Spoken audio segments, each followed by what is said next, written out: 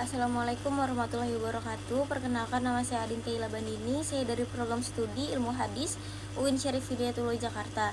Di sini saya akan mereview buku yang berjudul Metodologi Ilmu Tafsir karangan Dr. Ma'mun Mukmin. Buku ini membahas mengenai perkembangan dan pembaruan ilmu tafsir Al-Quran. Dan di dalam buku ini juga penulis mengkritik mengenai metode tafsir klasik yang masih stagnan karena masih memakai pola lama sejak abad ketiga Hijriah. Di tengah tantangan zaman modern dan globalisasi, buku ini menawarkan pendekatan baru dengan mengintegrasikan ilmu-ilmu keislaman dan ilmu sosial yang bertujuan agar tafsir bisa lebih kontekstual, tidak hanya fokus kepada hukum dan teologi, tetapi juga bisa menyentuh pada persoalan sosial dan kemanusiaan. Dalam buku ini juga membahas bagaimana cara pandang kita dalam memahami Al-Quran.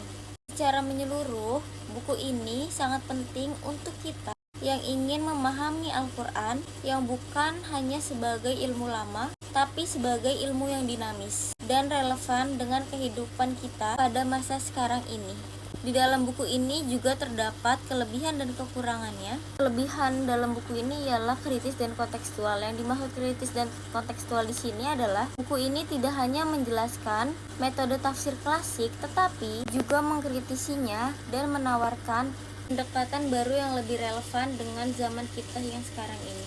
Kelebihan lain dalam buku ini ialah referensinya lengkap dan akademik, banyak mengutip tokoh-tokoh besar dalam studi ilmu tafsir dan pemikiran Islam kontemporer. Kekurangan dalam buku ini ialah bahasanya cukup akademis. Menurut saya, gaya penulisan buku ini agak sedikit berat untuk pembaca awam karena banyak menggunakan istilah-istilah filsafat dan istilah-istilah ilmiah. Mungkin cukup sekian review buku dari saya. Kurang lebihnya mohon dimaafkan.